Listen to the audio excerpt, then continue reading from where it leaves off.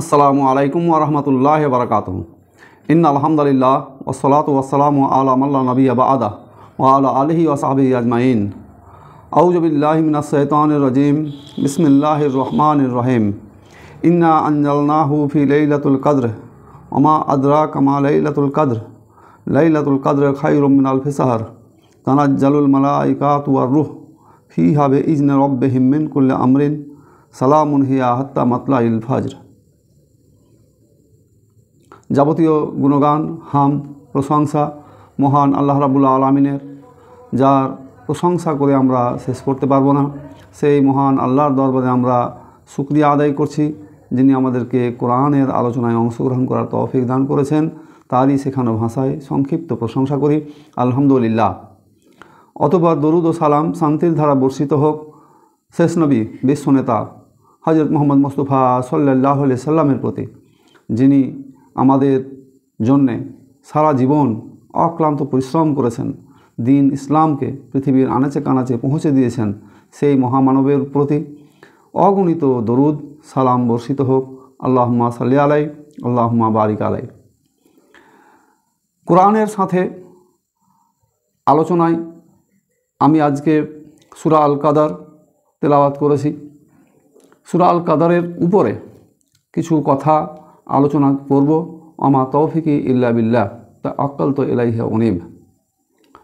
সম্মানিত দেশ বিদেশের শ্রোতা দর্শক মণ্ডলী, সূরা কাদার কোরআন মাজিদের ৯৭ নম্বর একটি সূরা। এ সূরায় আয়াত আছে ৫টি, রুকু আছে ১টি, শব্দ ৩০টি এবং অক্ষর ১১২টি। এ সূরার নামকরণ হয়েছে মূলত প্রথম আয়াত থেকে। প্রথম আয়াতেই বলা হয়েছে ইন্না আনজালনাহু ফি লাইলাতুল কদর। এই যে প্রথম আয়াতের শেষ শব্দ কদর, সম্মানিত, এই প্রথম আয়াতের শেষ শব্দ থেকেই নামকরণ করা হয়েছে।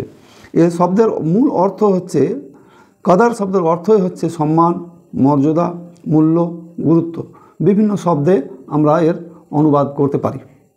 তাহলে সম্মান কিসের, গুরুত্ব কিসের, মর্যাদা কিসের, এ বিষয়গুলো আমি পরবর্তীতে আলোচনা করব ইনশাআল্লাহ। এ সূরা নাজিল হয়েছে মক্কায়, তবে বিশেষজ্ঞদের মতে কেউ বলেছেন মদিনায়, তার পক্ষে যুক্তি পেশ করেছেন।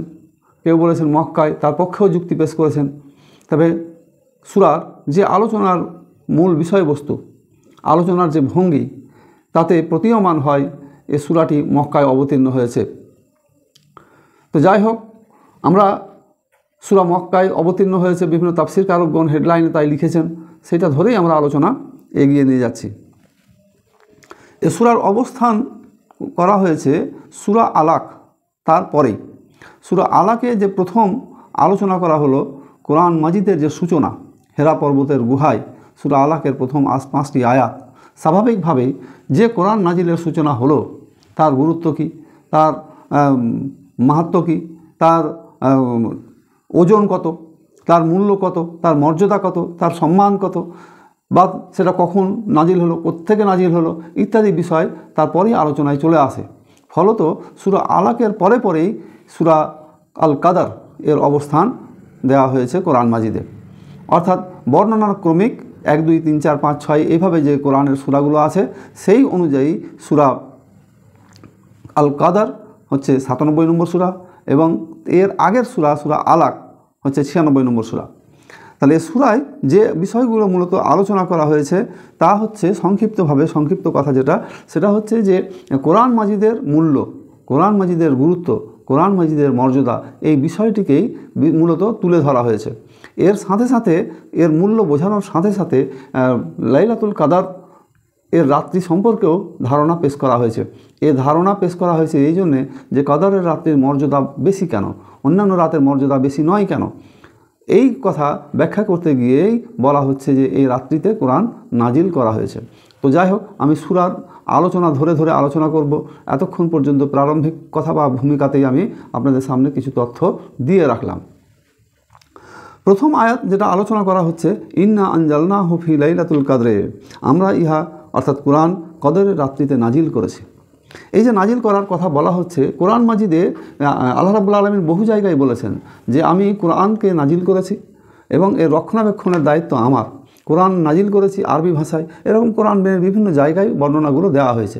কিন্তু প্রথম বলছেন এই সূরাতেই, অন্যান্য জায়গায় বলেছেন পরে, কিন্তু প্রথম বলেছেন আল্লাহ রাব্বুল আলামিন যে কোরআন আমি নাজিল করেছি। এ সূরায় এটা হচ্ছে বৈশিষ্ট্য। তো এ নাজিল হয়েছে কোত্থেকে?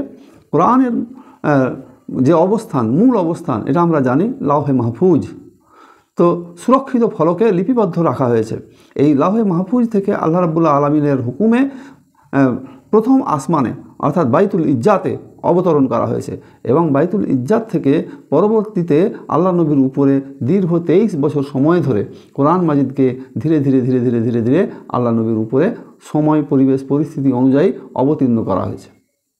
তাহলে কোরআন মাজিদের যে এই অবতরণ, এই অবতরণটা হচ্ছে মূলত, তাহলে আমরা বুঝতে পারলাম লাওহে মাহফুজ থেকে বাইতুল ইজ্জাত, আর বাইতুল ইজ্জাত থেকে 23 বছরে আল্লাহ নবীর উপরে। তাহলে কোরআন মাজিদের এ অবতরণ সম্পর্কে আমরা স্পষ্ট একটা ধারণা পেলাম। এখন এই যে প্রশ্নটা আসছে যে আমি ইহা কদরের রাত্রিতে নাজিল করেছি, তাহলে কোরআন নাজিল করার আলোচনা করতে গিয়ে সূরা বাকারাতে আবার আলোচনা করা হয়েছে যে শাহরু রমজান আল্লাজি উনজিলা ফিহিল কোরআন, আমি একে অবতীর্ণ করেছি রমজান মাসে। শাহরু রমজান আল্লাজি উনজিলা ফিহিল কোরআন, তাহলে এখানে একটা নির্দিষ্ট মাস বলে দেওয়া হলো। এই নির্দিষ্ট মাসের কোন সময়ে, দিন ছিল সেটা না রাত ছিল, এই স্পেসিফিক ব্যাখ্যাটা এই আয়াতে, সূরা আল কাদারের প্রথম আয়াতে স্পেসিফিক ব্যাখ্যাটা দেওয়া হচ্ছে যে সেটা দিনের বেলা ছিল না, সেটা ছিল রাত্রি। লাইলাতুল কদরের রাত্রিতে নাজিল করেছি। তাহলে লাইলাতুল কদরের রাত্রি সম্পর্কে আমাদের বহু ধারণা আছে, বহু হাদিস আমরা রমজান মাসে আলেম ওলামাদের কাছ থেকে শুনি। রমজান মাসের লাইলাতুল কদর সম্পর্কে আমাদের অনেক বিষয় জানা আছে। তো আল্লাহ রাব্বুল আলামিন এই লাইলাতুল কদরের রাত্রির যে বর্ণনা এখানে দিচ্ছেন, সেই বর্ণনা দিতে গিয়ে প্রশ্ন আকারে দ্বিতীয় আয়াতে নিয়ে আসছেন যে ওমা আদরাকা মা লাইলাতুল কদর, তুমি কি জানো লাইলাতুল কদরের রাত্রি কি? অর্থাৎ আল্লাহ রাব্বুল আলামিন নিজেই যখন প্রশ্ন করছেন, এ প্রশ্ন করার অর্থ হচ্ছে এর গুরুত্ব অনেক বাড়িয়ে দেওয়া, এর মর্যাদা অনেক বাড়িয়ে দেওয়া, আলোচনার বিষয়বস্তু সম্পর্কে মানুষের মধ্যে আরেকটা আগ্রহ তৈরি করা। যখন আমরা কোনো মূল অথরিটি বা মালিক কোনো বিষয় সম্পর্কে জিজ্ঞাসা করবে, তখন স্বাভাবিকভাবেই কর্মচারীদের মধ্যে, সাধারণ মানুষের মধ্যে একটা আগ্রহর ভাব তৈরি হবে। তো আল্লাহ রাব্বুল আলামিন এই প্রশ্নের মধ্য দিয়ে আগ্রহ তৈরি করাতে চাইছেন এবং কোরআন মাজিদের যে গুরুত্ব, সেই গুরুত্বটা উপলব্ধি করাতে চাইছেন যে তোমরা কি জানো এই লাইলাতুল কদরের রাত্রিটা কি? আসলে লাইলাতুল কদরের রাত্রিটা হচ্ছে 1000 মাস থেকে উত্তম, 1000 মাস থেকেও উত্তম এই লাইলাতুল কদরের রাত্রি। এখানে আমরা 1000 মাস থেকে উত্তম, 1000 বলতে 1000 নয়, 2000 নয়, এটা কত হাজার এটা আল্লাহ রাব্বুল আলামিন ভালো জানেন। তবে আমরা সাধারণভাবে 1000 মাস বলতে বুঝতে পারবো 1000 মাস অর্থাৎ 83 বছর 4 মাস। 1000 মাস সমান 83 বছর 4 মাস। তাহলে একটা রাত্রির গুরুত্ব বলা হচ্ছে যে এই 83 বছর 4 মাস অপেক্ষা অনেক উত্তম। কোনো মানুষ যদি একাধিক ক্রমে টানা 83 বছর 4 মাস অর্থাৎ 1000 রাত, 1000 রাত ইবাদত করে, তার জেনে কি হবে, এই লাইলাতুল কদরের এক রাতের ইবাদত তার থেকে বেশি হবে। কত বেশি এটা আল্লাহ ভালো জানেন। আমরা একটা সিম্পল উদাহরণ দিতে পারি যে কোনো ময়দানে বা ঈদগাহে হাজার লোক জড়ো হয়েছে। কত লোক জড়ো হয়েছে এটা আমাদের গণার হিসেব নেই। তখন আমরা এর প্রাচুর্যতা অধিক সংখ্যক বোঝাতে গিয়ে বলি যে লক্ষ লক্ষ মানুষের উপস্থিতি। তাহলে আসলে লক্ষ লক্ষ বলতে কয় লক্ষ? ঠিক একই রকম এখানে 1000 মাস থেকেও উত্তম, এই 1000 মাস থেকে কত গুণ এই নির্দিষ্ট করে বলা হয়নি। এইটা মানুষকে বোঝানো হচ্ছে যে এর সঠিক সংখ্যা সম্পর্কে আল্লাহ ভালো জানেন এবং মানুষ যেন এই ধারণা নেয় যে 1000 মাস ইবাদত করলে যা নেকি হবে তার থেকেও বেশি নেকি আল্লাহ রাব্বুল আলামিন আমাদেরকে দিবেন। তো এটা কেন, এই এটা তাফসীর ইবনে কাসিরে দুটো ঘটনা বর্ণনা আছে। বনী ইসরাইল কওমের মধ্যে একজন ব্যক্তি যিনি সারা রাত আল্লাহর ইবাদতে কাটাতেন এবং সারা দিন আল্লাহর পক্ষে, আল্লাহর পথে জিহাদে অংশগ্রহণ করে কাটাতেন। তো এ কথা যখন সাহাবায়ে কেরামরা আল্লাহ নবীর কাছ থেকে শুনলেন, তখন তারা তো হতাশ হয়ে গেলেন যে আশ্চর্য তো, তারা এত ইবাদত করেছেন, তাহলে তাদের ইবাদতের তুলনায় আমাদের ইবাদত কয়টুকা? তখন এই আয়াত আল্লাহ রাব্বুল আলামিন জিবরাইল মারফত শুনিয়ে দিলেন নবী করিম সাল্লাল্লাহু আলাইহি সাল্লামকে, যে তাদেরকে বলেন যে এই রাতটা হচ্ছে লাইলাতুল কদর খায়রুম মিন আলফি শাহর, এই রাতটা হচ্ছে 1000 মাসের চেয়েও উত্তম মাস। একই সাথে আরও একটা আছে যে একজন ব্যক্তি 80 বছর যাবৎ একাধিক ক্রমে কোনো সময় আল্লাহর ইবাদত থেকে সে বঞ্চিত ছিল না। বৈধ যে সময়গুলো ছিল পেশাব পায়খানা ছাড়া সব সময় আল্লাহর ইবাদতে জিকিরের মধ্যে দিয়ে কাটাতেন। এই কথা শোনার পর সাহাবা ইকরামদের মনে এই প্রশ্ন জেগেছিল যে তাদের ইবাদতের সাথে আমাদের ইবাদত কতটুকু, আমরা কয়টুকু আর নেকির অধিকারী হতে পারি। তো এই প্রশ্নের জবাবেও তখন এই আয়াত তেলাওয়াত করে শুনিয়ে দেওয়া হয়েছে যে এক রাত। তাহলে এই বৈশিষ্ট্যটা উম্মতে মুহাম্মাদির জন্য আল্লাহ রাব্বুল আলামিন খাস করে দিলেন। তাহলে এই বৈশিষ্ট্য আরও গুরুত্বপূর্ণ হচ্ছে যে আল্লাহ রাব্বুল আলামিন তাহলে এ রাতের মর্যাদা এত বেশি দিলেন কেন? এ রাতের মর্যাদা দেওয়া হচ্ছে এই জন্যে যে এই রাত্রে আল্লাহ রাব্বুল আলামিন কোরআন মাজিদকে নাজিল করেছেন। তাহলে এর আগে অন্যান্য রাত ছিল, অথবা কাদরের রাত ছাড়া সারা বছর আমরা রাত্রি পার করি ঘুমিয়ে ইবাদতে ইত্যাদি, কিন্তু অন্যান্য রাত্রির তুলনায় এই রাত্রে লাইলাতুল কাদরের রাতের গুরুত্বটা এই জন্য বেশি যে এই রাতে আল্লাহর পক্ষ থেকে মানুষের হিদায়েতের পথ চলার, জীবনসঙ্গী চলার পথ আল্লাহ রাব্বুল আলামিন কোরআন মাজিদকে নাজিল করেছেন। এই কোরআনের নাজিল হওয়ার কারণে এই রাত্রির মর্যাদা আল্লাহ বাড়িয়ে দিয়েছেন। কত বাড়িয়ে দিয়েছেন? যদি কেউ এ রাত্রি জাগরণ করে খালেস নিয়তে ঈমানের সাথে আল্লাহর ইবাদত করে, তাহলে তার পূর্বের যত গুনাহ থাকে সব মাফ করে দেওয়া হয়। এই জন্যে আমরা লাইলাতুল কাদরের রাত্রিতে আল্লাহর কাছে একটা মোনাজাত পেশ করি, আল্লাহুম্মা ইন্নাকা আফুউন তুহিব্বুল আফওয়া ফাফু আন্নি। হে আল্লাহ, আল্লাহুম্মা ইন্নাকা আফুউন তুহিব্বুল আফওয়া ফাফু আন্নি। হে আল্লাহ, তুমি ক্ষমাশীল, তুমি ক্ষমা করা পছন্দ করো, তুমি আমাকে ক্ষমা করো। হে আল্লাহ, তুমি ক্ষমাশীল, তুমি ক্ষমা করা পছন্দ করো, তুমি আমাকে ক্ষমা করো। হে আল্লাহ, তুমি ক্ষমাশীল, তুমি ক্ষমা করা পছন্দ করো, আমাকে ক্ষমা করো। এই মোনাজাত আমরা লাইলাতুল কাদরের রাত্রিতে অত্যধিক পরিমাণে করি, আল্লাহর কাছে ক্ষমা চাই, আল্লাহর কাছে আমরা মোনাজাত এর দোয়া প্রার্থনা পেশ করি যে আমাদের জীবনের ছোট বড় সাগিরা কাবিরা জাহেরা বাতেনা যাবতীয় গুনাহ আছে আল্লাহ তুমি ক্ষমা করো। কদরের রাত, এই কদর বলতে গিয়ে দুটো বিষয় এখানে তাফসীরকারকরা উল্লেখ করছেন। এই যে রাতের সম্মান, এই রাতের কি যে ঘটনাগুলো ঘটে তা দুটো। একটা হচ্ছে যে এই রাত্রে ভাগ্যের ফায়সালা হয়। পরের আয়াতে বলা হচ্ছে যে তানাজ্জালুল মালাইকাতু ওয়ার রূহ ফিহা বিইজনি রাব্বিহিম মিন কুল্লি আমরিন সালামুন হিয়া হাত্তা মাতলাইল ফাজর। কদরের ফেরেশতা এবং রূহ তাদের আল্লাহর অনুমতিক্রমে হুকুম নিয়ে অবতীর্ণ হয় এবং সেই রাত্রি পুরোপুরি শান্তি এবং নিরাপত্তা ফজর উদয় পর্যন্ত থাকে।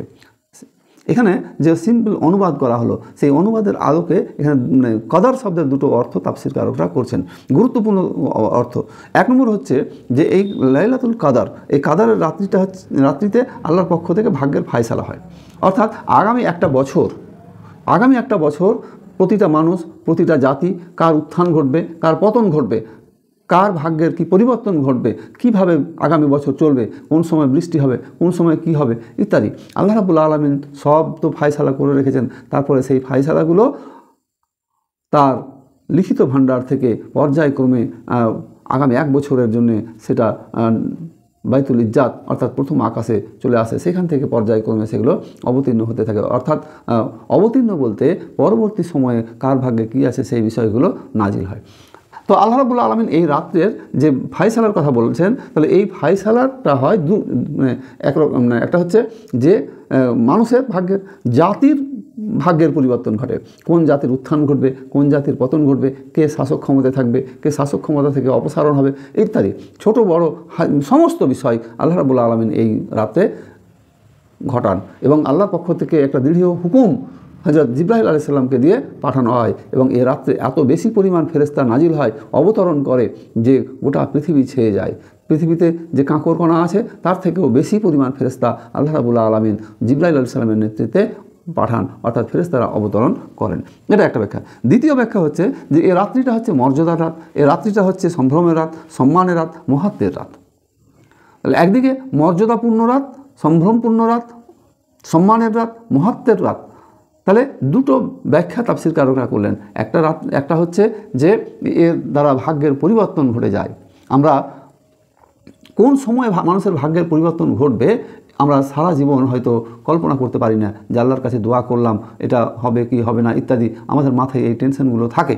কিন্তু খেয়াল করেন যে লাইলাতুল কাদরের রাত্রিতে এই যে ভাগ্যের পরিবর্তনটা হচ্ছে, আর অন্য কোনো সময়ে এই পরিবর্তন আল্লাহ রাব্বুল আলামিন করেন না। পরিবর্তন হয় এই যে রাত্রি, লাইলাতুল কাদরের রাত্রি, এই লাইলাতুল কাদরের রাত্রিতে আপনার ভাগ্যের সুখের চাকা ঘোরাতে পারেন, আপনার ভাগ্যর দুঃখের চাকাও আসতে পারে। এই পরিবর্তনটা হয় আল্লাহ রাব্বুল আলামিন যেটাই করেন সেইটাই হচ্ছে মানুষের কল্যাণের জন্য, মানবতার কল্যাণের জন্য। কোনো জাতি বা কোনো কওমের যদি অধপতন ঘটে তাহলেও সেটা বৃহত্তর স্বার্থে মানুষের মঙ্গল ওর মধ্যে লুকিয়ে আছে। কোনো শাসক যদি উত্থান ঘটে তাহলেও বৃহত্তর স্বার্থে, বৃহত্তর দৃষ্টিতে দেখা যাবে তার মধ্যে কোনো মঙ্গল লুকিয়ে আছে। তো আল্লাহ রাব্বুল আলামিনের এই ফায়সালা যে নিয়ে আসা হয় বা বাস্তবায়ন হয়, এটা মূলত আল্লাহ রাব্বুল আলামিনের পক্ষ থেকে শান্তিস্বরূপ ফায়সালা। মানুষের জন্য এর মধ্যে কল্যাণ, মানুষের জন্য এর মধ্যে মঙ্গল নিহিত আছে। যে বিষয়টা একটু আগে বলছিলাম যে এই ভাগ্যের যে পরিবর্তনের কথাটা বলা হচ্ছে, ইতিহাস সৃষ্টিকারী এবং ভাগ্য রচনাকারী রাত্রি হিসাবে কোনো কোনো তাফসীরকারক এ রাত্রিকে বর্ণনা করেছেন। এর রাত্রি নিয়ে বেশ কিছু বিষয় আলোচনা করার আরও আছে। যে এখানে বলা হচ্ছে যে এ রাত্রি পুরোপুরি শান্তিময়, অর্থাৎ এই সময়ে শান্তি অবতীর্ণ হয়। তাফসীরকারকরা লিখছেন বা বিভিন্ন হাদিসের রেফারেন্স দেওয়া হচ্ছে যে এই রাত্রিটা হবে না খুব ঠান্ডা, না খুব গরম, না উষ্ণ, না একেবারে শীতল। এই রাত্রিটা হবে সুশীতল, একেবারে মনোরমপূর্ণ। এই মনোরমপূর্ণ আবহাওয়াটা সকাল পর্যন্ত থাকবে এবং সকালবেলাও যেন মনে হবে যে বৃষ্টি ভেজা রাত্রি যেমন সুশীতল হয়, সেই রকম বৃষ্টি ভেজা রাত্রির সুশীতল রাত্রিটা হবে চকচকে সুন্দর উজ্জ্বল রাত্রি। অর্থাৎ রাতের এই বর্ণনাটাও দেওয়া হচ্ছে। এই রাত্রে যে সমস্ত ফেরেশতাগুলো পৃথিবীতে আসে তারা মানুষকে দেখে যে কোন মানুষ কোন জায়গায় কোন অবস্থায় আছে, তারা আল্লাহর কে কে ইবাদত করছে, এবং আল্লাহ রাব্বুল আলামিনের কাছে তারা এই রিপোর্টটা পেশ করেন যে এই পৃথিবীতে হাজার হাজার মানুষ এই রাত্রি সারা রাত জাগরণ করে তারা আল্লাহর গুণগান করছে, আল্লাহর জিকির করছে। আল্লাহ রাব্বুল আলামিন এই ফেরেশতাদেরকে বলেন, এই যে দেখো তুমি যে মানুষকে তৈরি করতে নিষেধ করেছিলে, তোমরা যে নিষেধ করেছিলে, সেই মানুষ আজ সারা রাত জেগে আমার ইবাদত করছে। আল্লাহ ফেরেশতাদেরকে জিজ্ঞাসা করেন, যদিও আল্লাহ রাব্বুল আলামিন সব জানেন, তারপরেও জিজ্ঞাসা করেন যে এই লোকগুলো কেন সারা রাত জাগছে। ফেরেশতারা উত্তর দেয়, এই লোকগুলো আপনার সন্তুষ্টি অর্জন করতে চায়, এরা জাহান্নাম থেকে মুক্তি পেতে চায়, এরা জান্নাত দিতে চায়। আল্লাহ রাব্বুল আলামিন ফেরেশতাদেরকে বলেন যে তারা কি আমার জাহান্নাম দেখেছে, তারা কি আমার জান্নাত দেখেছে?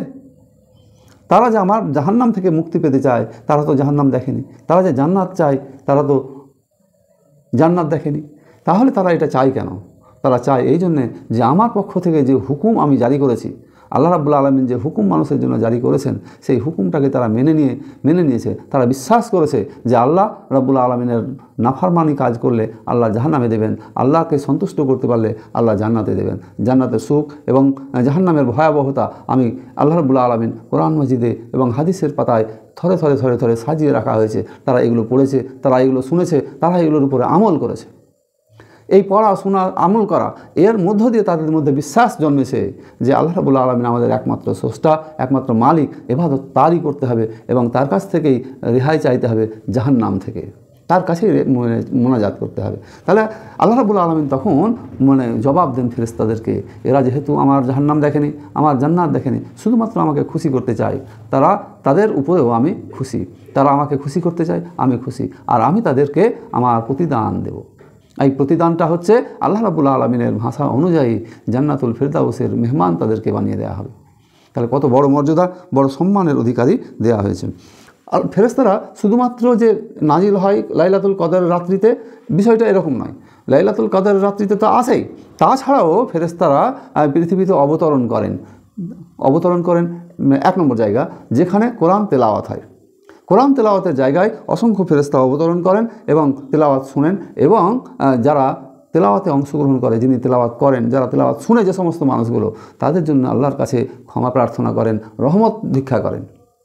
দ্বিতীয়, যখন কোনো জায়গায় কোরআন নিয়ে আলোচনা করা হয়, কোরআনের তাফসির আলোচনা করা হয়, হাদিসের আলোচনা করা হয়। কোরআন এবং হাদিসের যেখানে আলোচনা করা হয় সেখানে অগণিত ফেরেশতা অবতরণ করেন, তখন সেই জায়গাটা হয়ে যায় একটা জান্নাতের টুকরা, জান্নাতের বাগানে পরিণত হয়ে যায়।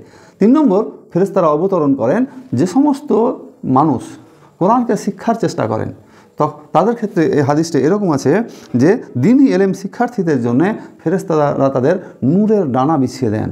অর্থাৎ আমরা যখন হাঁটি আমাদের মাটির তলে থাকে, পায়ের তলে থাকে মাটি, আমরা যখন হাঁটি আমাদের পায়ের তলায় থাকে মাটি।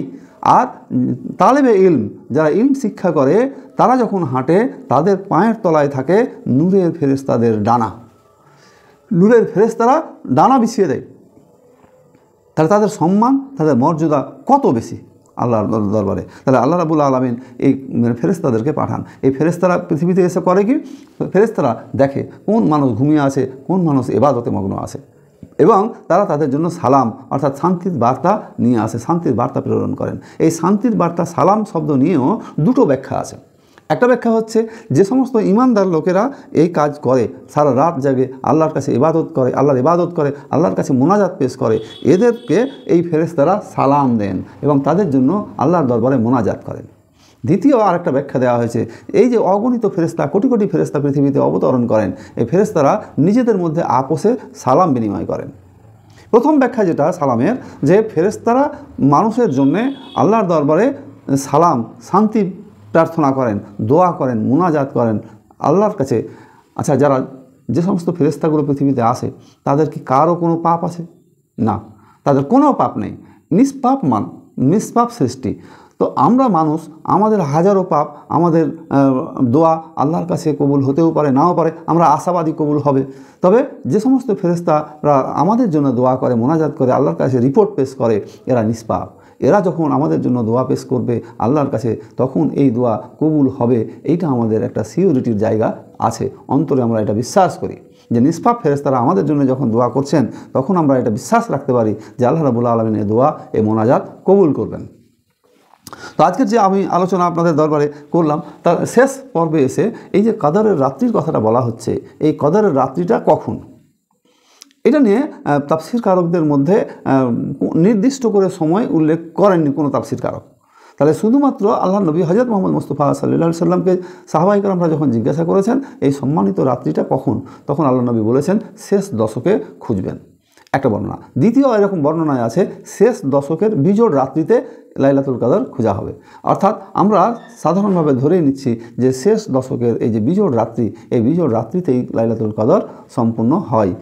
এটা কোন রাত্রিতে হয় এটা আমাদের জানা নেই। আল্লাহ নবী হযরত মুহাম্মদ মুস্তাফা সাল্লাল্লাহু আলাইহি সাল্লাম নির্দিষ্ট করে বলেননি, আল্লাহও নির্দিষ্ট করে আমাদেরকে কোরআন বা হাদিসের মধ্যে জানিয়ে দেননি। কোরআনে আল্লাহ রাব্বুল আলামিন বলেননি, নবী করিম সাল্লাল্লাহু আলাইহি সাল্লাম হাদিসে স্পষ্ট করে বলে দেননি যে কোন তারিখে লাইলাতুল কদর অনুষ্ঠিত হয়। এটা না বলার পেছনে একটা লজিক আছে। তাফসীরকারকরা এই লজিকটা দিচ্ছেন যে আল্লাহ চান যে আমার এই বান্দারা বিজোড় রাতগুলো সব কটায় 5টায় তারা জাগুক এবং তারা অঢেল নেকি সঞ্চয় করুক। যদি একটা নির্দিষ্ট ডেট বলে দেওয়া হয় তাহলে একদিনই তারা রাত্রি জাগরণ করবে এবং একদিনই আল্লাহ রাব্বুল আলামিনকে খুশি করার চেষ্টা করবে। কিন্তু আল্লাহ চান যে মানুষ, তাদেরকে জান্নাত থেকে এই পৃথিবীতে পাঠানো হয়েছে, তারা যেন আবার জান্নাতে ফিরে আসতে পারে, সেই প্রচেষ্টা যেন এর মধ্য দিয়েও তারা করে। আমি আলোচনার এই শেষ পর্যায়ে এসে আল্লাহর কাছে দোয়া করব যে লাইলাতুল কদর নিয়ে আমি আলোচনা করছি, যে লাইলাতুল কদরের গুরুত্ব বর্ণনা মানে পেশ করা হচ্ছে বা পেশ করছি, এই লাইলাতুল কদরের সম্মান, গুরুত্ব, মর্যাদা কেবলমাত্র কোরআনের কারণে। অন্যান্য রোজার দিনেও মানে রাত্রি আছে, রোজার সময় অন্যান্য রাত্রি আছে, কিন্তু কদরের রাত্রির মর্যাদাটা বৃদ্ধি করা হয়েছে এই জন্যে যে এই রাত্রিতে, লাইলাতুল কদরের রাত্রিতে কোরআন মাজিদকে নাজিল করা হয়েছে। তাহলে কোরআন মাজিদের নাজিলের জন্যে যদি কোরআন মাজিদ নাজিলের জন্য যদি রাতের মর্যাদা বেড়ে যায়, যে ফেরেশতা কোরআন মাজিদ নিয়ে পৃথিবীতে অবতরণ করলেন, কোরআন নিয়ে আসার কারণে সেই ফেরেশতার মর্যাদা যদি বেড়ে যায়, তাহলে এই কোরআন কত মর্যাদাশালী। আর আমরা এই কোরআন দিয়ে যদি জীবন গঠন করি তাহলে আল্লাহর দরবারে আমাদের মর্যাদাও অনেক বেড়ে যাবে। একেবারে শেষ লগ্নে এসে একটা কথা স্মরণ করাতে চাইছি, সেটা হচ্ছে যে কোরআনের সাথে যে জিনিসের সম্পর্ক জুড়ে যায় তার মর্যাদা আল্লাহ বাড়িয়ে দেন। আমরা কোরআন মাজিদ রাখার জন্য যে রেহেল ব্যবহার করি কাঠের, এই কাঠের রেহেলের সম্মান আল্লাহ বাড়িয়ে দিয়েছেন। আমরা কেউ এই কাঠের রেহেলকে অসম্মান করি না। যে কোরআন মাজিদকে যে কাপড়ে আচ্ছাদন করে রাখা হয়, জুজদানে রাখা হয়, সেই কাপড়কে আমরা কখনো অসম্মান করি না, ওই কাপড় দিয়ে আমরা কোনো খারাপ কাজ করি না, অথবা নোংরা আবর্জনা পরিষ্কার করি না। তাহলে এটা করি না এই জন্যে যে এই কাপড়ের মধ্যে, এই জুজদানের মধ্যে মহাগ্রন্থ, মহাকিতাব আল কোরআনকে রাখা হয়। তাহলে যার সাথেই কোরআন মাজিদ লেগে আছে তারই সম্মান আল্লাহ বাড়িয়ে দিয়েছেন। শেষ লগ্নে আপনার কাছে অনুরোধ থাকবে, আমি যদি কোরআন দিয়ে আমার জীবনকে সাজাতে চাই, তাহলে আল্লাহ রাব্বুল আলামিন আপনার মর্যাদা এই দুনিয়াতে বাড়াবেন, আখিরাতেও আপনি কোরআনের সুপারিশে জান্নাত যেতে পারবেন। আপনি যদি এটা অন্তরে বিশ্বাস করে থাকেন যে কোরআন মাজিদ কিয়ামতের ময়দানে আপনার জন্য সুপারিশ করবে, তাহলে কোরআনকে অন্তরে আপনার স্থান দিতে হবে। কোরআনকে যদি আপনি অন্তরে স্থান না দেন, তাহলে কোরআন আপনার জন্য সুপারিশ করবে কেন? সুতরাং আমরা যে বিশ্বাস স্থাপন করছি, আমাদের অন্তরে যে বিশ্বাস আছে, এই বিশ্বাস থেকে আমরা কোরআনকে যেন অন্তরে স্থান দিই, কোরআন বুঝি, পড়ি এবং অন্যের কাছে কোরআনের দাওয়াত সরবরাহ করি। কোরআনের সাথে এই চ্যানেলের মধ্য দিয়ে আমি আপনাদের সামনে সকলের কাছে কোরআনের দাওয়াত পেশ করছি। আপনি আপনার নির্দিষ্ট বন্ধুমহল, সাথী, সঙ্গী, অফিস, আদালত, যে জায়গায় আপনি কাজ করেন না কেন, আপনার সাথীদের কাছে কোরআনের এই মেসেজ, কোরআনের এই বার্তা পৌঁছে দিন। নিজে কোরআন পড়ুন, অন্যকে পড়তে সাহায্য করুন, উৎসাহ দিন। নিজে কোরআন বুঝুন, অন্যকে বুঝতে উৎসাহ দিন, অন্যকে বুঝতে সাহায্য করুন। কোরআন দিয়ে জীবন গড়ুন। আল্লাহ যেন আমাদের সবাইকে সেই তৌফিক দান করেন। আমিন। ও আখিরি দাওয়া আলহামদুলিল্লাহি রাব্বিল আলামিন।